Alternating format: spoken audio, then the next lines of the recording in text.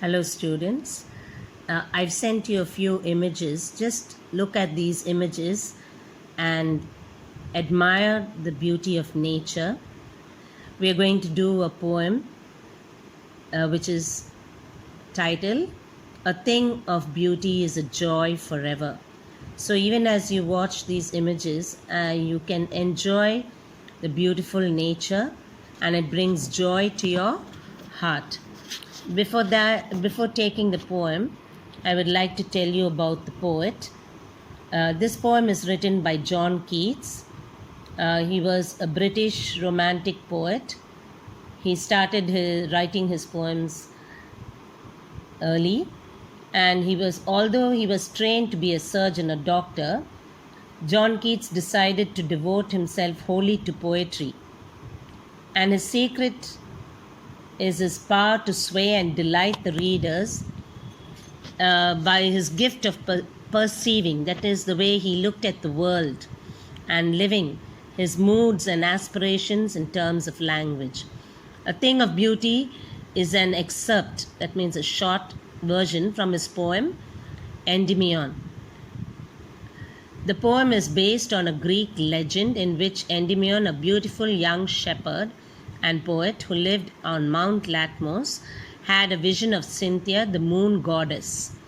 The enchanted youth resolved to seek her out and so wandered away through the forest and down under the sea. So let us go to the first stanza of the poem. A thing of beauty is a joy forever. Its loveliness increases. It will never pass into nothingness, but will keep a bower quiet for us and asleep. So, when we look at something beautiful, its loveliness increases and it will not pass into nothingness, but it makes a beautiful impression or image for us and a sleep full of sweet dreams and health and quiet breathing.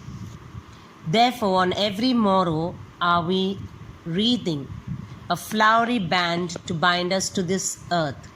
So, these beautiful things that we have in nature, it gives us beautiful dreams, it brings health and quiet breathing, because we know that this nature and the plants around us give us good, pure air to breathe.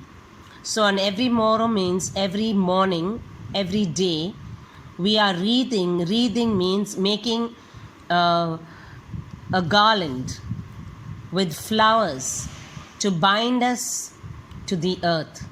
So, when we watch this and these beautiful things, we are making garlands to live on this earth. Some shape of beauty moves away the pall from our dark spirits. Even when we look at the beauty of nature, our loneliness, our sorrowful thoughts keep moving away. It moves away our dark spirits, takes away our sadness.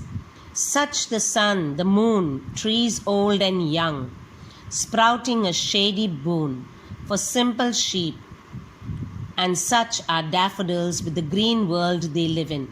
So, even the sun, the moon, the trees, whether old or young, sprouting a shady boon, that means a shady path for us to live in, and a beautiful stretch of green plants and meadows where sheep can wander, and daffodils are flowers which will be grown there, and clear rills means clear streams, the rivers that flow, the little streams that flow through, with the green world they live in, and clear rills that for themselves a cooling covert make. So these cool streams with this surrounding nature makes a cooling place for us to live. Against the hot season, the mid-forest break. So this cool stream makes it pleasant for us even in the hot season. The mid-forest brake, rich with sprinkling of fair musk, rose blooms. So even the plants that grow there, the flowers, they spread fair musk, means a beautiful smell. Okay, an endless fountain of immortal drink.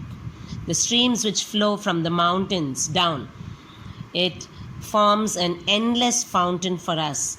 An immortal drink means the water that it gives us life to live, pouring unto us from the heavens brink.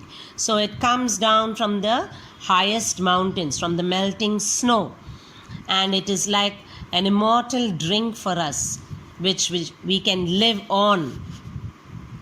From heaven's brink means it is given to us by the beauty of nature which God created.